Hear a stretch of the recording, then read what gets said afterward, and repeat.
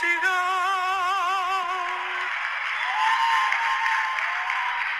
Wow. I think John will come and teach us that so that we can worship. Atatufunza ili tuabudu zaidi. We thank God. Amen. Nekava mwena wa Mwana wa Hagai. Nekava mwena wa Afadhali upande wa zaidi jirani yako ule aelewe hiyo lugha. Mwambie jirani afadhali Vizuri kuwa upande wa nani? upande wa Mungu. Upande wa Mungu. Hallelujah. Hallelujah. Wow.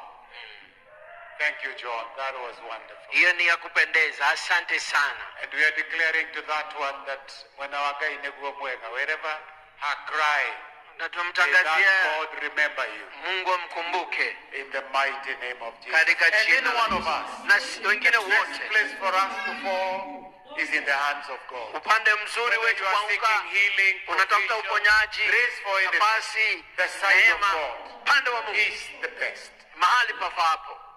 We have a preacher who